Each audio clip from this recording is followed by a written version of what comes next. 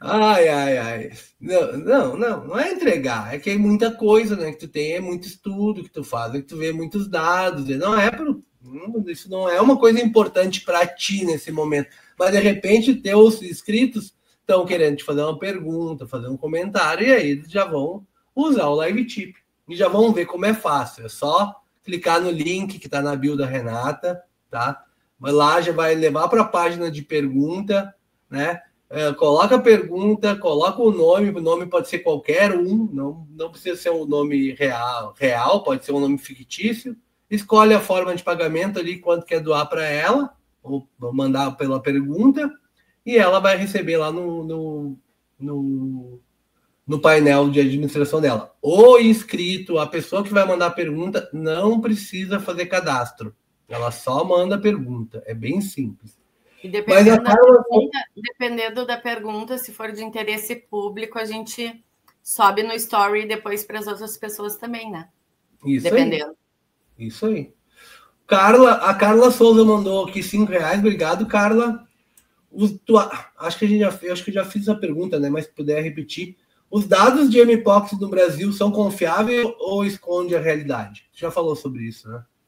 Foi a primeira, eu acho.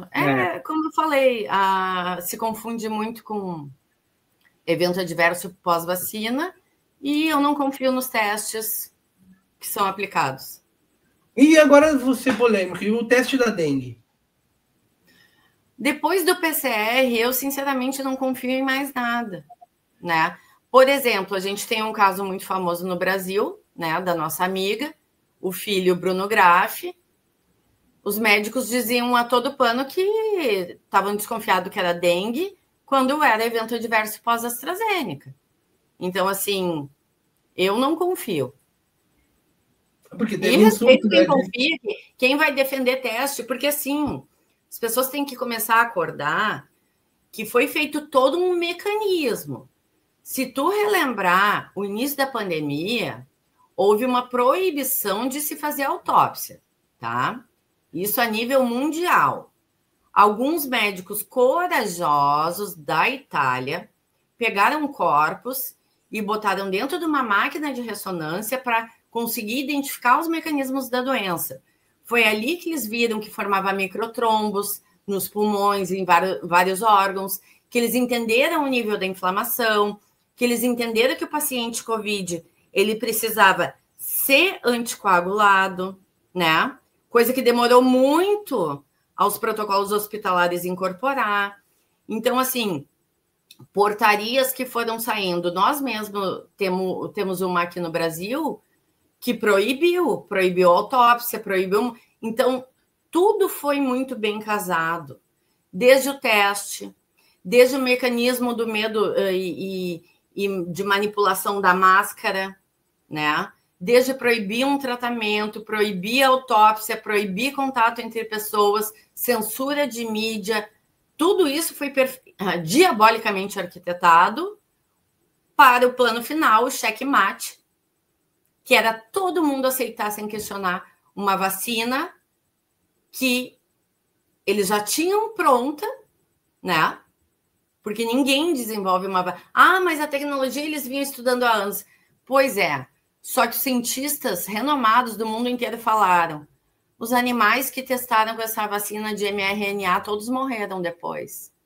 Isso tinha inúmeros vídeos na época, todos censurados pela mídia. O negócio foi tenso. Olha, se teve um momento que foi tenso, foi aquele lá. Foi muito tenso. E foi algo assim que, o negócio foi... Recordar também o protocolo hospitalar, além deles não anticoagularem plenamente o paciente quando precisava, porque eles precisavam manter diretriz do hospital. Alguns médicos gritavam, clamavam no deserto, não eram ouvidos. Aí eles faziam dose de corticoide praticamente infantil em paciente fase 3 de Covid, extremamente inflamado, então era a dose que tu dá para criança, porque tinha que manter o protocolo hospitalar. A intubação, né, que hoje a gente sabe que é um absurdo, da forma que eles fizeram, do jeito que eles sedavam os pacientes. Então, quando tu consultava na época, eu fiz essa consulta com alguns médicos amigos meus, quanto era a diária de uma UTI COVID num hospital e quanto era a diária de uma UTI normal no hospital. Chegava a ser 3 vezes mais a UTI COVID. Então, o paciente chegava com câncer lá, óbito, COVID. Né? Permitido fazer atestado de óbito só assim, escreve, carimba, atestou. Mas não tem teste, não importa. Na dúvida é COVID. Né? Então, foram N mecanismos que insuflaram esses números, foram N mecanismos que aumentaram a mortalidade dessa doença, quando não precisava. Então, foi tudo plenamente calculado. E o Marcos Lima mandou aqui, obrigado, Marcos. Então, já complementa aí. É seguro vacinar as crianças contra a Covid com base nos dados atuais? Que esses dados não... Vamos lá, vamos falar de farmacovigilância estrangeira, que dá para ter uma confiabilidade melhor que a nossa. O sistema americano de farmacovigilância tem 34 anos. Eu apresentei isso na audiência de Londrina. Pega um gráfico de pizza, tá? 34 anos. Tu divide em mais de 50% desse gráfico. Para cá, é todas as vacinas somadas em 34 anos de eventos adversos. Todas as demais vacinas somadas em 34 anos. Agora, tu pega mais da metade para cá, desde 2021, são os eventos da Covid. Tu inocularia um filho teu com uma vacina com essa quantidade de evento adverso? Só isso. Não. Vamos lá, vamos... Por enquanto, nenhuma dos coisas caiu aqui, né? Mas vamos rápido, que o bagulho... A Renata não tem filtro na língua, ela fala o que tem que falar mesmo, entendeu? É assim. Felipe Rocha mandou R$10. Obrigado, Felipe. Você acha que as novas regulações no Brasil podem melhorar a segurança? Tu tem assim, vamos lá, num mundo ideal, assim, da Renatinha, entendeu? Acha que em algum momento... Eu vou fazer algo aqui na tua pergunta, tá, Felipe? Acha que em algum momento pode haver alguém que consiga fazer umas regulações que vão melhorar a segurança do povo? O que tu acha? Com esse sistema que está aí, eu não acredito. Inclusive, eu estava escrevendo um projeto de lei que é justamente relativo a conflito de interesse na área da saúde no Brasil. Enquanto a gente não regular, vai continuar acontecendo o que acontece. Para quem não sabe, um dos donos da caneta na Anvisa, Gustavo Mendes, ex-diretor lá de uma das diretorias da Anvisa, que aprovou essas vacinas, inclusive, para as crianças. É o gurizinho aquele, né, que foi embora, né? Porque parecia guri, né, de óculos, né? Pois é, o que aconteceu? Ele trabalha para a Anvisa, aprova as vacinas nacionais, e existe um fenômeno, quem estuda farmacovigilância, que chama porta giratória, em que tu faz um fla-flu entre órgão público, que são esses órgãos de aprovação e recomendação, e a indústria.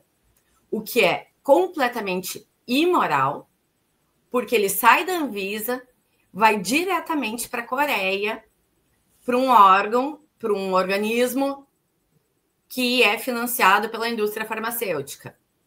Não bastando depois ele aprovar aqui e trabalhar para quem é financiado pela farmacêutica, ele volta para o Brasil com um cargo no Butantan. Competência, né? Competência. Competência. Vamos, que presentinho bom, né? Que presentinho bom. Vamos lá. Pega outro exemplo. A ex-ministra da Saúde. Da onde que ela era? Presidente da onde? Da Fiocruz. Sai da Fiocruz, ganha o Ministério da Saúde de presente. E sabe-se lá Deus agora aonde que vão colocá-lo. Então, assim, as pessoas precisam ter conhecimento que desde que mundo é mundo existe a captura regulatória, esse é o termo técnico, e existe a porta giratória. Então, a indústria ela tem os mecanismos dela de manter um medicamento sem segurança no mercado, que se tu pesquisar hoje, no Sistema Americano de Farmacovigilância, já tem computado 38 mil óbitos de americanos pós-vacina Covid.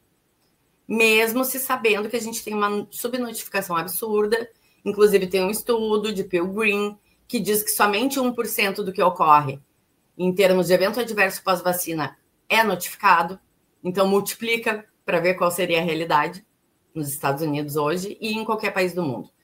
Então, assim, eu não acredito no sistema da forma que ele está montado hoje e eu não acredito na independência de uma agência reguladora que tem pessoas que transitam com a farmacêutica e estão ali.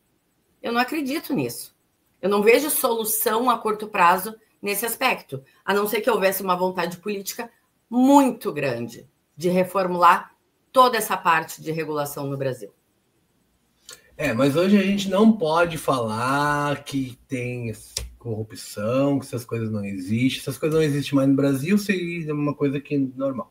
Mas, doutora Renata, o Celso mandou R$5. Obrigado, Celso. Celso é um amigão. É um amigo que eu estou fazendo na internet aí, né, muito legal. E ele botou assim, doutora Renata, onde podemos buscar mais informações sobre os efeitos das vacinas feitas com RNA mensageiro? Qual o risco estamos correndo? Acho que essa pergunta é bem importante. Hoje nós temos o PubMed, né? Nós temos o Trials americano. Então, assim, são sites onde computam uma infinidade de estudos que as pessoas podem acessar. Eu desconfio que a Guillain-Barré que eu desenvolvi pós-Pfizer foi da vacina. Vai lá, consulta. Tu vai ver que tem estudo para praticamente toda e qualquer doença. Para estudo de evento adverso pós-vacina, de A a zinco, que eu digo, não tem uma doença praticamente que tu não encontra em um estudo. E tem sites, sim, que dá para a pessoa selecionar só pela doença e vacina e vai encontrar. Claro que a gente tem a dificuldade pela questão de língua, né? Os estudos não são nacionais, em que pese tenhamos pouca coisa de estudo no Brasil disso, mas tem como saber. E os riscos é inerente a qualquer coisa que tu pode desenvolver com imunossupressão. Se essas pessoas estão com o seu sistema imune debilitado, porque tomaram 2, 3, 4, 5, 6 doses, ela vai ter risco de desenvolver toda e qualquer doença. E normalmente a gente nota que as pessoas já têm alguma predisposição em algum órgão, alguma coisa, e normalmente, inteligentemente, quem desenvolveu, né, essa arma biológica, vai direto no ponto, né? Eu faria exames periódicos, se eu tivesse me inoculado, com médicos que realmente entendem os mecanismos de ação. Por exemplo, endotelite é uma coisa extremamente comum, e o endotélio ele está em vários locais do corpo inteiro. Então, simplesmente, te ataca qualquer órgão. Então, eu faria exames periódicos com médicos que entendem do assunto. Show de bola. Eu vou te deixar um desafio. Se tu lembrar depois, faz um storyzinho com, sei lá, uns 3 ou 4 sites desses aí e compartilha comigo no live tip. Me marca lá, que daí o pessoal dá uma olhada depois. Deixa eu só pegar uma coisinha aqui. Me dá um minutinho? Sim, pode ir. Pegar só um golinho d'água. Vai lá. Então, deixa eu... Enquanto a Renata não vem, pessoal, como é que eu faço? Olha, que eu tô aprendendo, tá?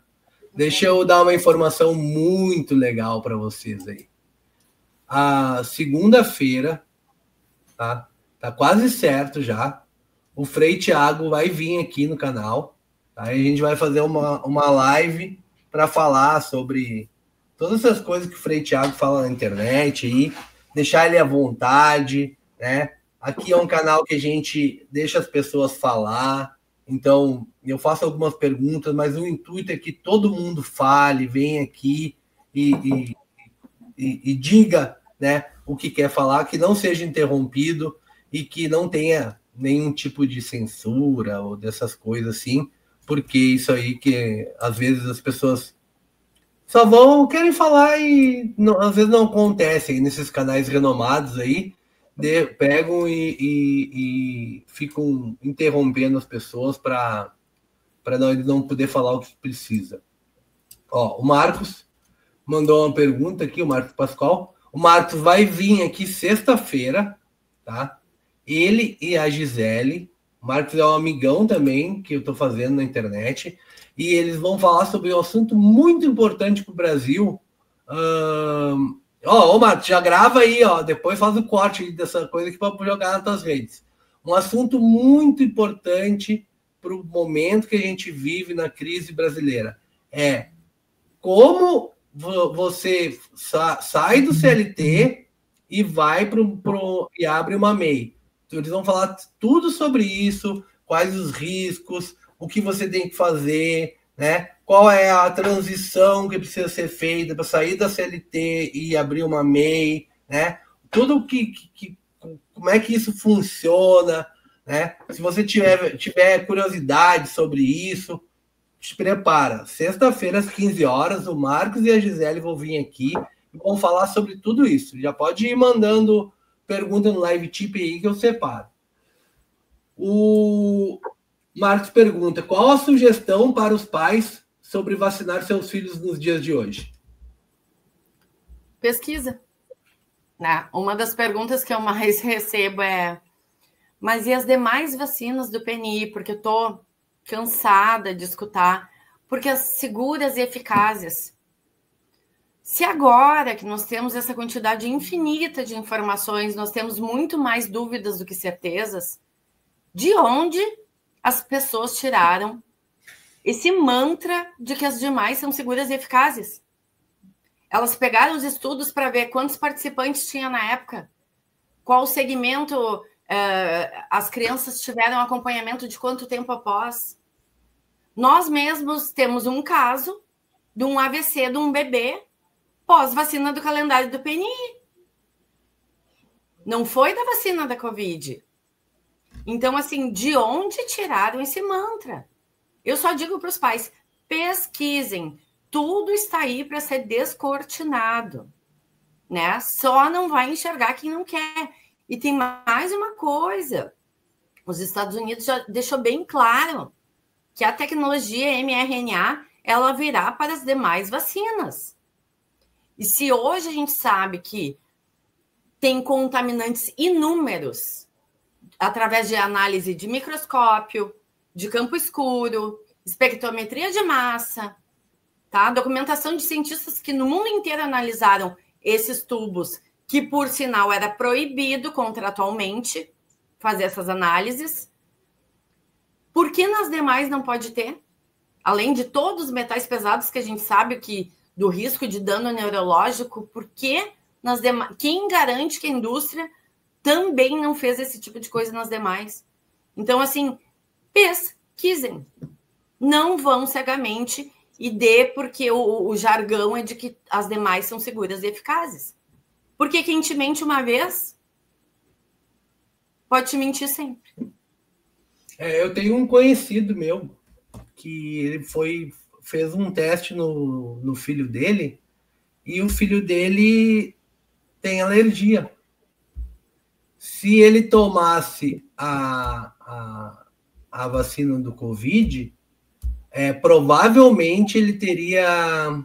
Como é que é? Eu me esqueci agora como é que é o nome. Evento de trombose, coisa assim? Não, aquele negócio que quando a pessoa tem... tipo que é uma alergia que dá na hora, assim, que a pessoa... Choque anafilático. Isso. Entendeu? Então, assim, tem que pesquisar. Tem que fazer os exames, tem que chamar um médico que entenda dessas coisas. Que entenda desse assunto. E uma coisa que eu digo muito aqui, a doutora Mildred veio aqui foi uma coisa que eu gostei, acho que foi a única coisa que eu gostei na pandemia, tá? É que a gente consegue escolher um médico agora, entendeu? Um médico alinhado e que esteja ciente das coisas que a gente está desconfiado. Pô, se tu tem desconfiança que aquilo ali pode gerar um problema para ti, tu não vai consultar com o médico e diz, não, isso aí, se a ciência diz que está certo, funciona. Não, né? Tu vai lá conversar com aquele médico, com aquela pessoa que diz, eu para te dizer isso, eu preciso que tu faça uns exames assim, assado, acontece isso, acontece aquilo. Então, hoje, com essa questão da internet, que tu pode fazer consulta online, isso ficou muito mais fácil de tu conseguir achar um profissional que esteja alinhado com a tua dúvida, né? Porque tu tem uma dúvida, tu tem que procurar a pessoa que vai conseguir sanar essa tua dúvida, não que venha com uma resposta certa, né? Na realidade, um problema também que a gente vê, porque não houve, em outros países muito mais do que aqui aconteceu, mas aqui não.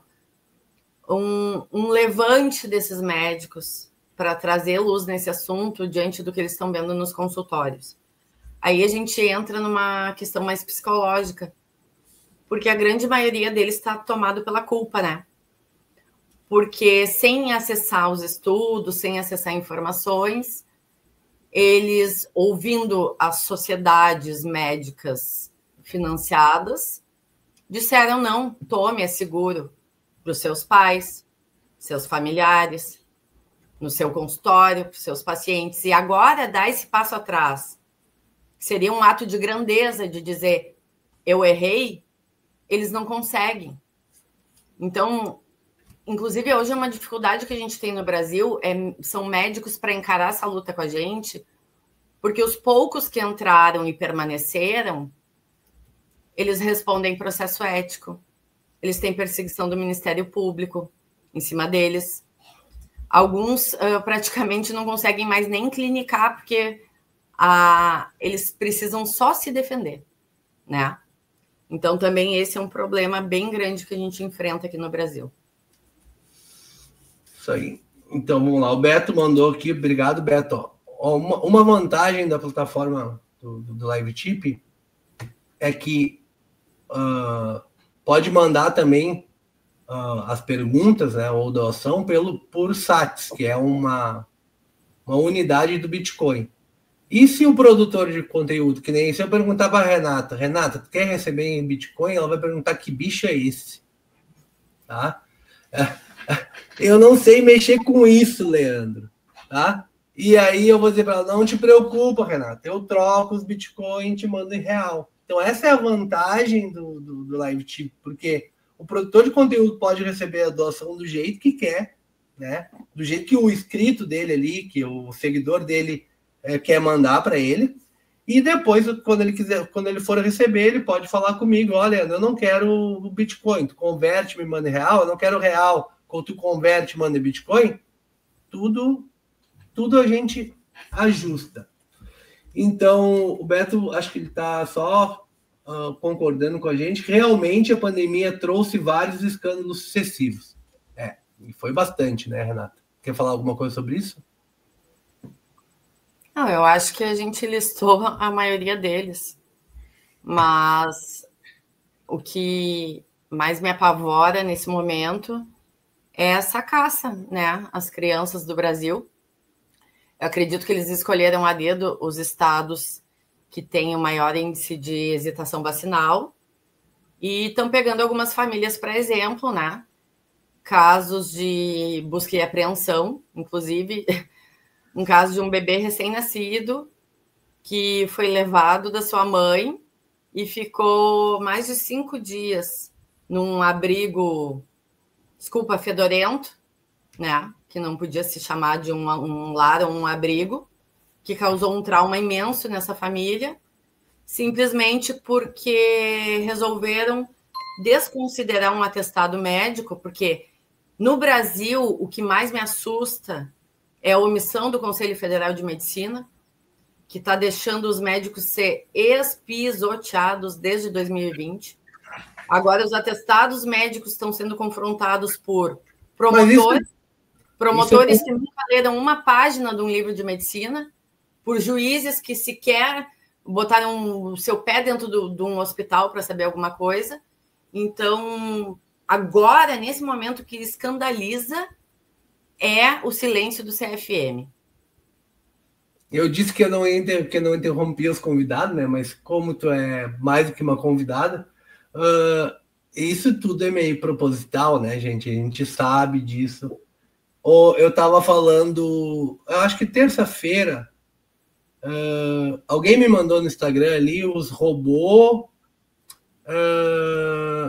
fazendo cirurgia em algum lugar da China, alguma coisa de atendimento médico, sei lá, algo assim desse tipo. Daí eu disse, não, mas quem não vir para o digital e entender que o negócio vai ficar meio tenso daqui a uns anos, vai ter problema. Porque eu acredito que enfermeiro, na minha visão, enfermeiro, professor, né? Tem mais algumas profissões aí, elas vão ter uma redução muito grande, né? Entendeu? Então é mais fácil lá naquela triagem do hospital ali, ter um robô ali que a pessoa chega ali e coloca a mão ou alguma coisa assim. Mas já não é? É quase assim, né? Mas ainda tem pessoas ali, tá? E o professor, né? Também. Né? Será que o professor vai precisar do professor? Porque daí conversamos e eu fui no Grok, né? E aí o Grok na tela inicial, depois vocês vão no Grok e olhem, tá? Que não para não dizer que é mentira minha, tá? Na tela inicial do Grok diz assim, ó, personalidades. Daí tu clica na personalidade para ver o que é. Se você quer uma companhia, se você quer um comediante sem limites, um amigo leal, professor particular, tá? Não é um médico, porque não pode dizer que é um médico, tá? E não é um terapeuta, porque não pode dizer que é um terapeuta. Entendeu? Então, isso é proposital, é feito proposital, porque quem acorda tá indo para as redes sociais, vendo o que está acontecendo, que essa cerceamento, né, tá arrumando um outro modo de fazer consulta, mas aqueles que estão ali acreditando, que estão achando que a coisa vai ser assim, que vai continuar do jeito que tá, né, eles vão se dar mal, eles vão se ralar. Mas eu estou mandando aqui, vamos lá, já estamos chegando a 57 minutos, gente. Ó, a conversa com a Renata é sensacional. E vocês estão fazendo perguntas também maravilhosas hoje.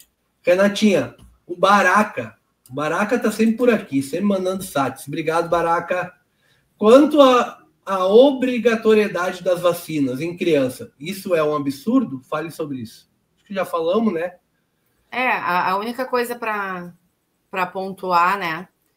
Que inicialmente a gente batia muito em cima de que a via originária de tu incluir uma vacina no PNI seria uma portaria do Ministério da Saúde, assinado pelo Ministro da Saúde, o que no Brasil não houve, tá? De uma forma propositada, creio eu, já pensando numa eventual responsabilização depois. Então, essa portaria acabou não ocorrendo. Porém, o judiciário, como sempre, supriu, né? Eles foram lá e falaram, não, tem que vacinar. Então, esse assunto que a gente aventou lá no início, quando começaram a vacinar as crianças, como o STF já deu a sua definição sobre o assunto, a gente não há mais que discutir nesse aspecto, né? Em que pese a gente saiba de que não usaram a via adequada justamente para evitar uma responsabilização ali na frente. O que tem que ser feito? A gente está avisando desde 2021 que isso ia acontecer e que ia chegar nesse ponto, e a maioria dos pais só gritou na internet e esperou, como eu digo, desculpe o termo, a água bater na bunda, né? Quando o seu município começou com perseguição do Ministério Público, aí pensaram, temos que fazer alguma coisa. Hoje, a forma, até o presente momento, enquanto a gente não aprovar um projeto de lei que impeça esse tipo de discriminação, a forma legal de evitar uma criança ser vacinada é através de uma contraindicação médica. Então, os pais têm que procurar os seus direitos, têm que procurar um auxílio de um bom médico que entenda desse assunto e que não tenha medo de lutar contra o sistema, e, em alguns casos, de uma equipe de advogados que entenda desse assunto também. Porque vai precisar. Porque a maior ilusão que eu vejo nos grupos de internet, que são os casos que depois chegam para a gente resolver, são daqueles pais em que o grupo disse, não, tu apresenta esse papelzinho aqui, ó, de que não vou vacinar meu filho por isso, isso e isso, e vai acabar o teu problema. Não. Aí que o Conselho Tutelar vem com mais afinco, né, em cima dessa família. Aí que o Ministério Público vem com mais força na jugular dos pais, porque eles acham que estão brincando com pré-púberes. E não é assim que funciona. O sistema está muito bem engrenado para fazer, no final, os pais desistirem de lutar, né? Então, o que eu quero dizer é isso. Não sucumbam. Hoje, a única via de exceção é uma contraindicação médica e, em alguns casos, com apoio jurídico para enfrentar essa perseguição. Então, não permitam, porque é melhor uma briga desse tamanho do que depois ter um filho lesionado ou morto que não tem mais como resolver. Isso aí. A Simone Santos mandou R$20. Obrigado, Simone. Tu tá no chat aí, eu vi. A Deise também tá no chat. Deise, não te preocupa, tá? Fica tranquila. Tá? A Simone tá perguntando aqui. Queria saber se preocupa tanto quanto as vacinas o número de remédios, anfetaminas que estão passando às crianças com TDAH, sem critério algum. Sabe alguma coisa sobre isso, Renata? Com já certeza. Pesquisou? Tem algo que tu já tenha visto? Sim, obrigada, Simone, pela pergunta, e a todos que perguntaram antes. Mas assim, ó, Leandro, o que acontece? Eu acompanho muitos médicos, e muitas dessas crianças que têm esse tipo de transtorno, enfim, né, de dificuldade, tá ligada ao intestino. Então, qual é a medicina que é aplicada hoje? Não há uma investigação.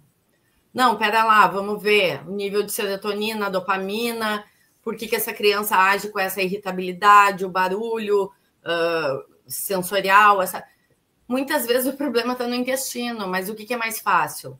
Né? Lembrando que a produção, por exemplo, de serotonina se dá na via intestinal em praticamente 90%. Não é mais fácil tu ir lá e dar sertralina para a criança do que investigar uma permeabilidade intestinal, né? De uma deficiência nutricional, uma criança que não toma sol, que está numa tela com excesso de dopamina. Então, assim, essa é a realidade de uma medicina que é tapa-buraco. Ela não investiga, isso não é só infantil. Isso é para o público adulto também, né? Então, fazem medicações que é a primeira via de escolha sem uma investigação clínica do universo que é esse ser humano. Então, não é só para criança, não.